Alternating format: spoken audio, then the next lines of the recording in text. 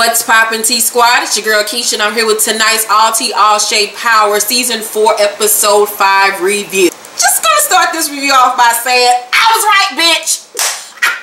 Not once, not twice, not 3 times, shit, maybe even 4 times this episode. My predictions came true. Once again, why the fuck y'all don't listen to this national best-selling author for over motherfucking 12 years? I don't fucking know. But y'all continue to stay asleep. I'm gonna stay the fuck woke. Let's get into tonight's episode. We started this episode with Angela literally running from all of her motherfucking mistakes, because you know this bitch is the devil. And we realize that her sister Paz is with her, but Paz say, fuck that shit, I'm about to smoke this good cigarette, bitch, and rest my motherfucking Puerto Rican soul. She peeps that her sister is stressed out about something. Angela says, I think Jamie is innocent. And Paz say, after everything he's done for you, I can't believe you still have feelings for him. And Angela say, I can't let him die for something he didn't do. And Paz say, he's a liar and a cheat. But if you know something that can get the truth out, then do it. If he's innocent, Miss Girl. I'm like, Paz, shut the fuck up. So Silver and Ghost are talking. He says, I understand you're scared. And Ghost say, I'm not scared. I'm angry that the lawyer I trusted got disqualified, and I'm standing here with you wondering if you're ready for this shit. Silver say, you didn't pick me, but you need to get over that shit, Miss Girl. Because if we can't trust each other, I am no good. And I'm the nigga standing between you and the needle. So you got that clear? So now tomorrow is your asset forfeiture hearing. The prosecution is going to present whatever they found in your financials that they believe links you to the crime. Any idea what that might be? Ghost says, Tasha runs our finances, and I can tell you that there ain't nothing they can find there. Playing up the fact that, you know, she's a financial wizard that they really don't ever really hardly bring up on the show. But whatever, I digress. Silver said, well, there's one more possibility, a RICO, because that only applies if you have a criminal enterprise. So if your business with Egan is legit, then we have nothing to worry about. Do we have anything to worry about? And Ghost says, no. But we all know he's lying. Angela goes to see Sandoval at the office. And she tells him that she watched the surveillance tapes and that Ghost didn't hide the gun. And that she thinks he's innocent. Sandoval says he did it and there's no reason to take this information to the judge or to John Mock. Sex and John then come in and show a document showing a 7-figure check from Tommy to Ghost Club after they severed their business ties. They think it was a payment for him to kill Greg. And I'm like, y'all are so far off. But all right, girls, they're going to argue in court that his whole business is corrupt. So Tony Teresi is in the weight room exercising. Charlie Murphy comes in and Tony tells him sorry for his transfer and that he's guessing Ghost and his lawyer got him booted out of there and what he thinks about getting rid of him. And so Charlie Murphy looking like, oh, he really? Oh, okay. Thanks for the tea, bitch. Let's work together on some shit. Tasha and Silver are talking at the apartment and she says to him, why did they kick Proctor off the case? Silver says they argue that his relationship with Tommy Egan compromised his judgment when it comes to your husband's case. You may be in better hands with me. And by better hands, he means better hands because he wants to put his hands on her body. He tells her that the hearing is the next day and asks if their business leads to any criminal activity. Of course, she says no. So Silver say, I may need to put you on the stand. And Tasha say, wait, I gotta testify? Isn't that a risk for me? And he says, putting you on the stand waives spousal privilege, true. But if there is really nothing criminal about your finances, then we have nothing to worry about. Tasha said, I don't know if I can do this. He step up in her personal space, you know, trying to let her know what he's working with. And he says, I haven't known you a long time, Miss St. Patrick, but I'm pretty sure if you put your mind to it, you can do anything you want to do. And if you don't know it, now you know. So Tasha looked like, I can't. Once again, the setup for them to be lovers. I told y'all it's going to be him and not fucking Lorenz Tate. But what? Y'all don't what? Y'all don't listen to me. LaKeisha is rolling up a blunt bitch.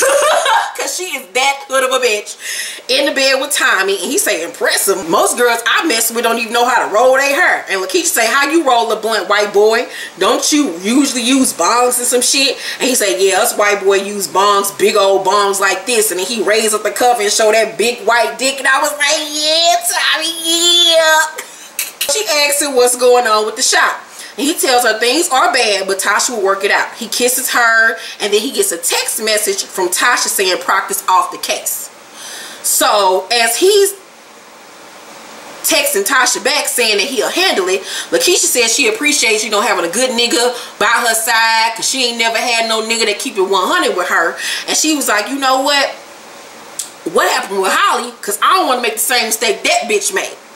And so he hear her, but he turn around and say, what you say? Acting like he ain't hear her for real. And she's like, you know what, never mind, nothing. And I was like, see, the setup is there. I told y'all what on last week's episode, that he was not feeling her like that, and this shit is not gonna work out between them. Once again, your girl was right, and once again, y'all motherfuckers don't listen. So Tommy then runs up on Proctor on the street and slams him up against the wall. And he asks why he didn't tell him he was thrown off the case, and what's going on with the weed shop and the club being shut down, and why the fuck are they trying to put Tasha on the stand. Proctor says if Tasha was running the family books, then she'll have to verify any activity. Tommy says Tasha is as involved as the rest of us. The weave shop she's been managing is being used to wash my money. Proctor said, why the fuck am I just not hearing about this now? And Tommy said, because it was a need to know, and until now, you ain't need to know.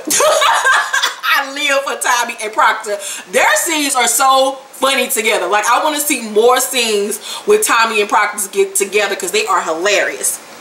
So Proctor says, so the prosecution is barking up the right tree then, motherfucker. Does LaKeisha know? Tommy says, yeah. He says, so that's why you told me to keep the feds away from her. Now it's all come together. Y'all just a bunch of lying ass motherfuckers. Proctor says if the prosecution knows anything, then Tasha is fucked. All of us are fucked.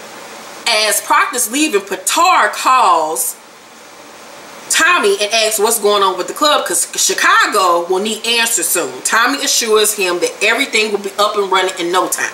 Ghost has a visitor in jail, and guess who the fuck is? None other than Stern. Now, if you're in the comment section, you know that I talk back with you all, and one of the girls asked me about Ghost finances and who do I think will help him.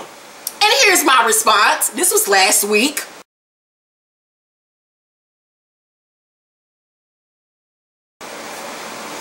Thank me later. Okay, so Stern says, my, if looks could kill. Like, I've been waiting for your black ass to get caught up on something. You thought you was gonna take my clubs and shit away from me and it not be nothing, nigga? Okay. He said, you know I don't believe you did it. I mean, everybody else think you did it, but me, I don't. You know, you must keep your mind focused on the case, not about things on the outside like your financial situation. I heard y'all on food stamps. I heard y'all in the WIC line trying to get milk and cheese and orange juice and eggs and shit for that little baby that disappeared every other motherfucking episode. He said, I heard about the freezing of your assets. It's heartbreaking. You know, it's really heartbreaking. How do they expect your family to live?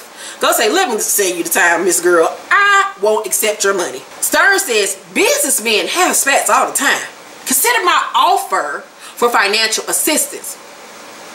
And Ghost says, no thank you. I'd rather be in my cell. Like, please don't come back here visiting me, because I ain't got time for you and your foolishness. Proctor is spending time with his daughter, who was really cute. And she looked like she could really be Jerry Ferrara's daughter in real life. It was a really cute little scene between them. And guess who show up? Nobody but Satan. Boy, won't he come on the wrong motherfucking time?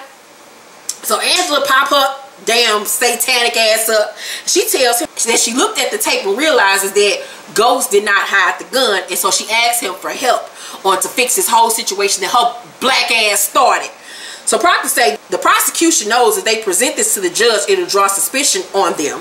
If James didn't put the gun there, then they did. Angela says, I can't accuse my office of a frame job unless I know everything about Jamie's involvement in all of this. Proctor tells her to talk to Ghost directly, and he'll set up a meeting between her, him, and Silver. So she extends her hand for a shake, thinking everything is all good now, because she want to be motherfucking Mother Teresa and some shit. And Proctor look at her and say, yeah, fucking right, bitch, suck my dick. I was like, come on, Proctor for the win. Love that guy. Fuck you, Angela. Your bitch ass. Tasha and LaKeisha in her closet trying to pick out a cute little outfit for her to wear in court. She done went and bought some new things, but of course she gonna have to take that shit back because she can't afford it. Tasha said, if Silver wants me to testify, that means I have to tell him everything. By everything, that means all they drug and illegal activity business. So LaKeisha said, you trust Silver? And she said, I don't know. So LaKeisha gets a text message, but she's mad that it ain't from Tommy. Tasha peeped her mood and asked, who is it you wanted that to be calling you? And so she say, nobody. And Tasha say, you out here getting your back blown out and ain't telling me, bitch, your fake ass. LaKeisha say, it's more than that. I call feelings which is stupid, and I don't think he feels the same way. Tasha tells her that any man she fucks with should be lucky to be with her, and LaKeisha thanks her but says she ain't never dated a white guy before, so maybe things is different fucking with them Caucasians. So Tasha is shocked. Like, bitch, you sucking on some white dick, girl? Oh, tell me how it is. What's it little? What's it big? What's going on? So LaKeisha says he ain't no cornball though, like he, you know, legit. And Tasha say the only white boy I know like that can put the dick down and he cool is Tommy. And LaKeisha ignores her and he goes back to the closet like, girl, you want to wear this? And so Tasha putting two and two together like, my best friend sucking on my best friend's dick. What the fuck is going on, Jesus? Then we see Angela visiting Ghost in jail, and she says to him, be honest with me. The fingerprints left on Gregory's window, did you leave them there or were they planted too? Ghost say, I was there. She says, God damn it, Jamie. Damn it, Jamie. Damn it. Damn it to hell. So he explains to her that he went there to protect her. And of course they got her pussy over there marinating like he did it for me. Oh my God.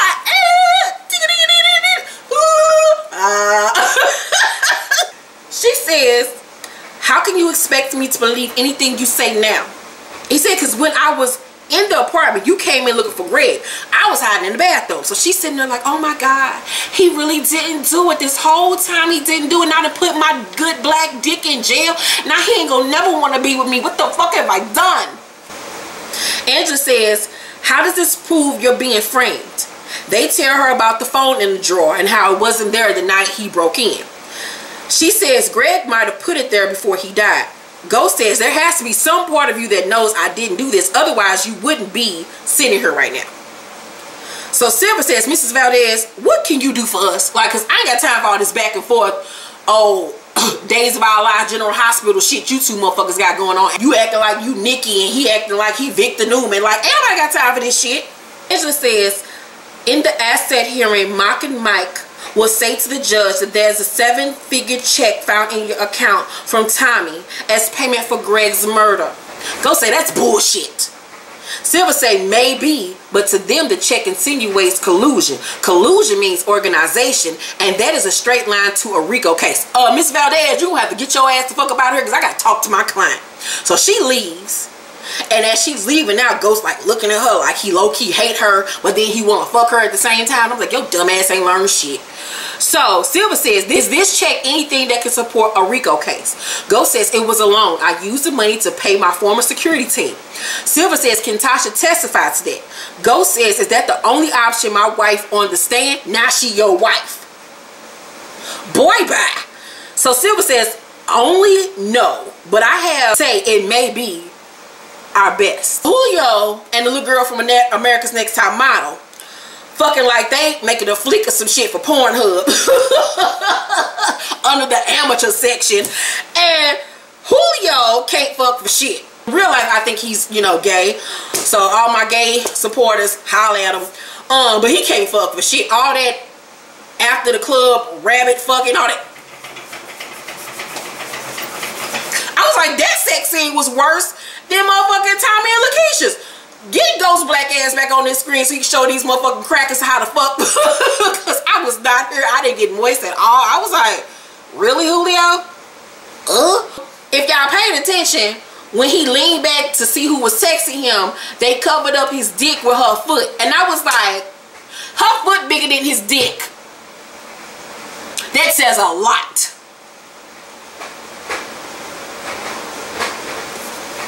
Just leave that there.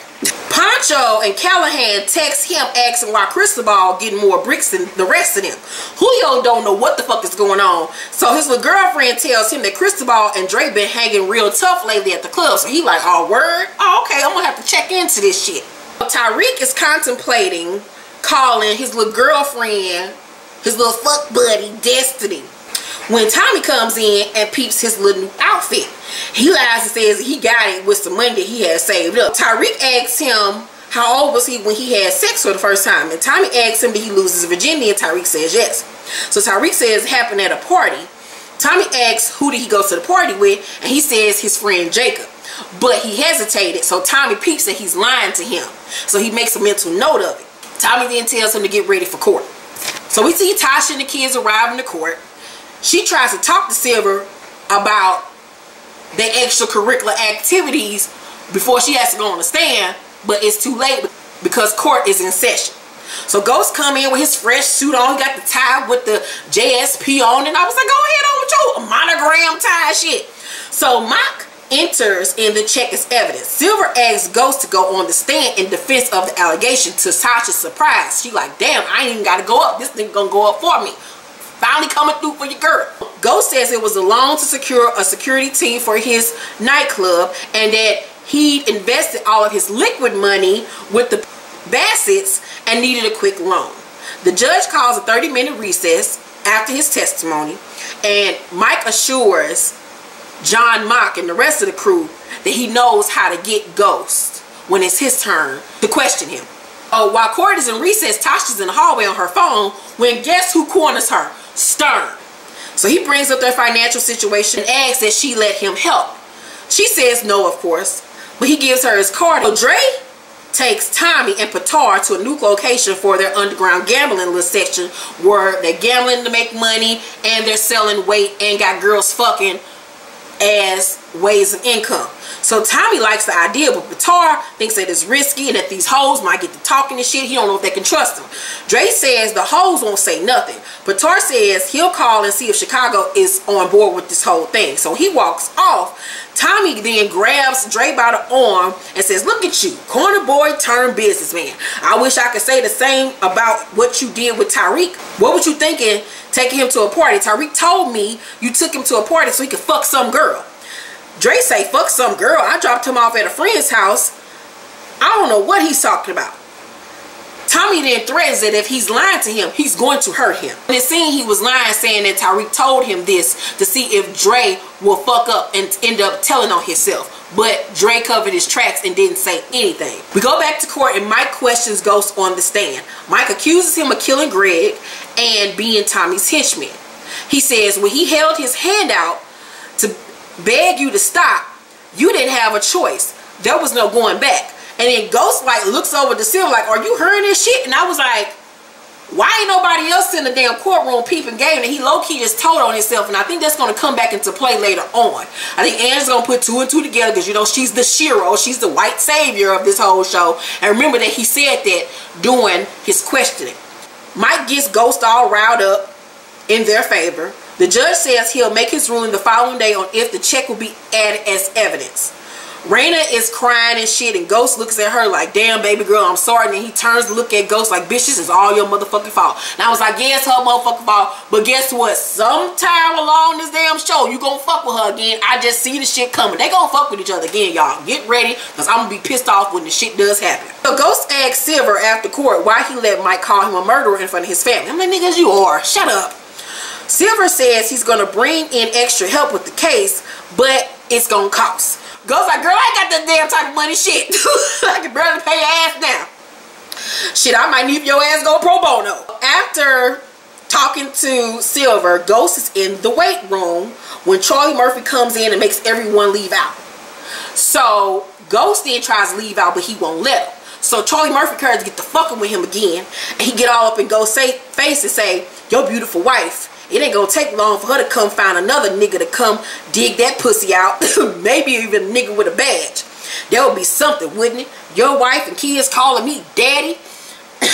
And then Ghost loses his motherfucking mind and commits to beating the dog shit out of Charlie Murphy. And I was like, oh, now she your wife. Now you want to get mad because another nigga want to fuck Tasha. But if y'all paid attention, even in the past when Kanan's son was still alive and he told him that he fucked Tasha, Ghost lost his motherfucking mind. He don't want to hear shit about no other nigga fucking Tasha because he is territorial when it comes to that good chocolate pussy. He might not want her, but he don't want nobody else to have her neither. just like a nigga. Beating the dog shit out of Charlie Murphy. Charlie Murphy get like 1 or 2 good hits in, but it was very hard to watch because in that scene you can see how skinny he was and how sick he was. Like he could really not even barely do the movements and the fighting. It was very difficult to watch.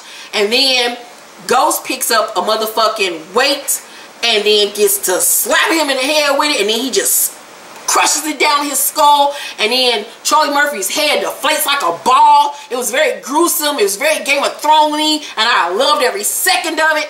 But guess what? Death tally number 1 confirmed. Told y'all Charlie Murphy would die. Episode 5. Check. Start listening to your girl. Ghost got blood splattered all over him, looking like Carrie and some shit. Then the door opened, and in comes Tony Teresi and Biscuit. They looking at him like, damn, cuz, I didn't even know you had it in you like that. Shit, I don't even know if I want to fuck with you. So Ghost looking like, boy, I gotta kill. Like, what the fuck? I ain't gonna never make it out this bitch now. So then Biscuit pulls out a knife and tries to stab Ghost, but Ghost slaps it away. And then before they can even get a good fight in, Tony then puts Biscuit in a chokehold and was like, go to sleep, nigga. Go to sleep. Good night, nigga. Night, night, nigga. You gon' die today. So he like, Tony, what the fuck? I thought we was together. He was like, bitch, change your plans. So then Tony chokes him to death because in his mind now, fuck, killing him. Now I got murder over this nigga's head. So once Biscuit is dead, he tells Ghost to take off his clothes because he wants him to trade clothes with Biscuit, and they're gonna make it look like a suicide and that Biscuit killed Charlie Murphy. So now Ghost is indebted to Tony. They hang Biscuit body and then they leave out as if nothing the fuck happened. And I was like, good going, girls. Good fucking going. That scene was really good. So Angela tells Paz what happened in court, and she crying and shit, and Paz like, girl, you tried, whatever, it didn't work, bitch, I don't give a fuck, I don't like that nigga no way. So Angela looking at her like, you heartless bitch, you. And then she picks up the phone to call somebody, but we don't know who that somebody is. So Tasha tells Tommy, I gotta go back to court today, it didn't go well, we're standing in a mountain of shit, which is why I need to know if you're fucking LaKeisha. Tommy say, what? Nah, what you talking about? So she say, bullshit. I know you two. She going on and on about this white boy that's hitting it right. I know it was you. When did it happen? Go ahead and tell the truth, nigga. I'll wait. So he chug a lug and a thing of orange juice down, and then he finished.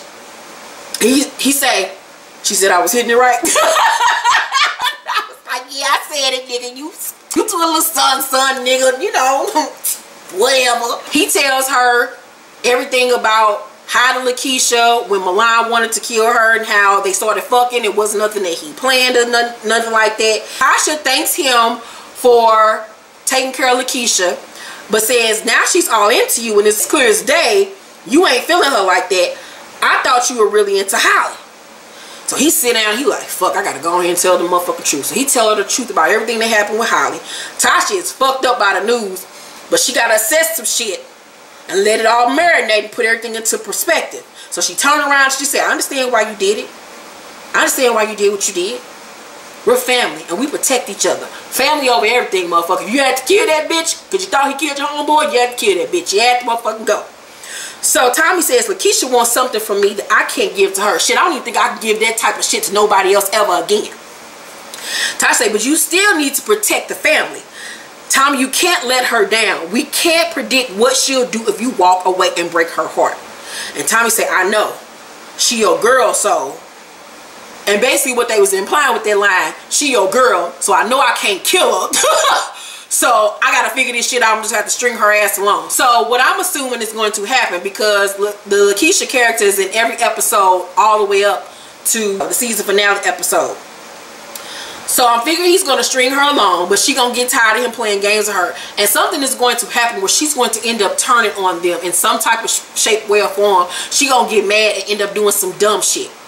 So Ghost is back in court, but Mike and Mike don't know what the fuck is going on. So Silver calls Angela to the stand, and they're all surprised. So she gets on the stand, and Silver says, apparently there's a surveillance video that is exculpatory for my kind. Angela said the footage doesn't show him or anyone else placing the murder weapon in the location it was found. Silver said, to whom did you report this to? Because somebody about to get fired. Angela said, Mike Sandoval. Him right there. The one with the souped over hair. Him. Him right there. Blue suit. That one. You get it? Yeah, him. Silver say, how did he respond? Angela said that he wasn't going to turn the tapes over to you because it's shown a bad light on the prosecution. I also reported doubts about Mr. St. Patrick to John Mock, who in turn made sure that I was kept out of strategy on the case.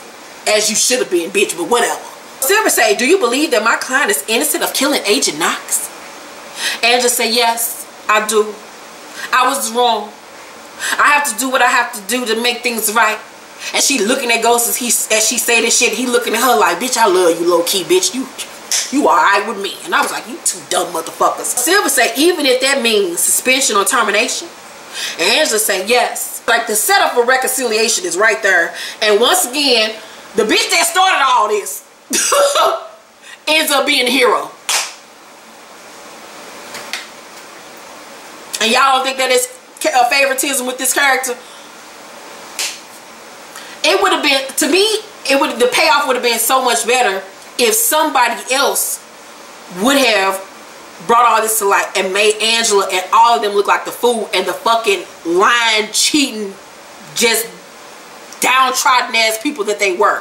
Why the fuck did she have to be the motherfucking shiro, the fucking savior of everything? Once again, Angela comes in and swoops in and saves the day. So fucking ridiculous. But I digress. So Mike brings up her sexual relationship with St. Patrick. And I was like, come back with the read. So the judge asks Angela if it's true. He's like, is this true, Mrs. Valdez? Is it the fuck true? She says, yes, it's true, Your Honor. So Sachs brings in evidence showing Angela admitted fingerprints 24 hours after a CSI agent wrote in his report. The judge has heard enough, because he is tired of all these niggas. He said, your blatant disregard for the oath you took as an officer of the court is appalling. John then butts his ass in and say, thank you, sir. Judge said, I am not finished. Mr. Mock, you and Mr. Sandoval stand there pointing fingers at Miss Valdez, but you fail to acknowledge that all of these lapsing judgments happened on your watch. Mr. Silver, the prosecution willful misconduct is improper and conducted in bad favor. I see no alternative but to dismiss the charges against the defendant. And I was like, hallelujah, hallelujah, hallelujah, hallelujah, hallelujah. I will be ordering that all members of the prosecution be suspended upon that investigation. And I told y'all what last week? Prediction number 2. That Ghost was gonna what? Get out of jail. Episode what? 5. Check. As Angela's getting off the stand and leaving out, Ghost say, thank you, Angela. What the fuck you thanking this bitch? Huh? Whoa! So she say, don't thank me, Jamie. We both know you didn't do this one, but we both know you're not innocent. And then she walk off mad. I'm like, bitch, how you mad? You put this man in jail. He didn't even do shit, but you got an attitude. Why you do that? Tommy is at his crib playing pool. LaKeisha texts him to see if he alright, because he ain't hit her up all day, acting thirsty and shit. Ugh. Patar texts him that Chicago wants him to come up there to talk some business. He don't know what the fuck is going on, but he got to go. So he called his man and told him to get him a new car because he got to take a trip. So Kanan is at the club Dre is having the gambling party at. Dre gives him his final payment and tells him that he's done fucking with Tariq because Tariq is changing and that he notices it. So it's just a matter of time before his mama and Tommy does too. Dre says Milan is dead and I'm in. With Milan dead, your path to the top is wide open. So he sides with Kanan. I told y'all he was gonna say fuck Ghost and Tommy and do his own thing. Once again, my prediction was what? True. Check. So as they're talking, Tariq texts Kanan and asks him to meet up. He says, alright. So as they're talking as well, we see Julio come to the spot and sees none other than Kanan and Dre talking. Setting it up for who? To what? Check. I ain't gonna even say it, you know, because some of y'all got mad at me for revealing spoilers and shit because I fucked up. But y'all know what it is. Somebody else about to what? Check. Angela's leaving the office with her box.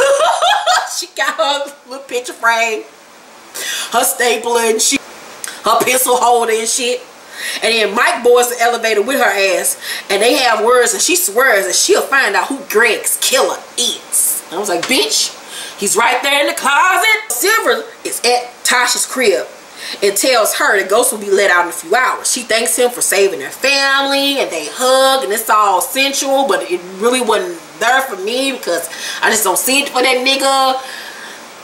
Like, why he have to be, like, the guy that plays him is a good actor, but the sexual chemistry between him and Tasha is just not there. And if you go back and look at that scene when they hug, you can see her belly. She was starting to show at that point. And oh, by the way, shout out to Notori 9. She had her daughter over the weekend. She had a baby girl, 5 pounds. Congratulations to her. Silver says the next step is for them to reverse the freezing of the assets. I would advise until then that you get a floater. If you need anything, call me. And he gives her his card. So before he leaves, he asks Tasha, what was you gonna say to me before the trial, before the hearing started? And she's like, oh, nothing, because she almost told on herself and told all their motherfucking business. So he leaves, and then she calls who? Stern. So what I'm predicting is going to happen with this whole Stern thing is that Stern is going to give them money to keep them afloat, and in turn he's going to request that Ghost start up a new club for him. And once again, he has Ghost underneath his thumb running his club, but with no ownership. Tariq goes to Kanan's place, and we see him walk in, and he says to someone, oh, I didn't know you was gonna be here. So then Tommy gets his car for the Chicago trip, and he gives his worker his phone and tells him to leave it on. And dude, like, how we gonna get in contact with you? He's like, you can't. So Tony goes to see Ghost before he leaves, and he gives him a burner phone to give to Tommy. And Ghost say, why? Why you want to talk to him so bad? What, you know his father or something? And Tony said, you could say something like that. And Ghost puts 2 and 2 together and realizes that Tony Teresi is Tommy's fucking father. I told y'all. Prediction number, what number am I on? 4? Check. Tony tells him he better give him the phone or he'll tell what really happened with Biscuit and Charlie Murphy. The 2 men shake hands, and I was like, that's what's up. So what I'm figuring is going to happen with the whole Tommy and Tony situation is, what I'm hoping will happen is that they introduce a mob storyline for Tommy, where Tommy will end up taking over his father's business, get into cahoots with a bunch of mobsters and shit, and exploring that territory to bring the mob connection in with him and Ghost. And then goes to the crib looking for Tariq, but Tariq don't answer, so he calling on his phone. But guess who answers his phone? Jukebox answers his phone instead. She's kidnapped Tariq so they can hold him for ransom and then kill him and Ghost. Kanan's like, well shit, I'm here, what the fuck you want me to do? And then the episode goes off. This part right here sets it up for what I told y'all in my death predictions when it came to one of those characters. I'm not going to spoil it for the rest of you niggas. But tonight's episode, I give an A+. It was fucking awesome. This is the power I like to see, even though I can predict everything before what the fuck happens.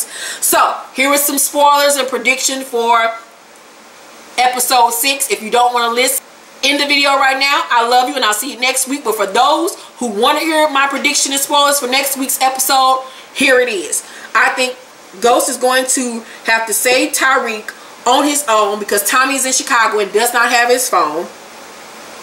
I think Julio will get to him and tell him about Kanan being alive, or that he saw Kanan, because I can't remember if Julio knows that they killed Kanan or that they supposedly killed Kanan or not. I can't remember. Dre and Cristobal will plot episode 6 to kill Julio.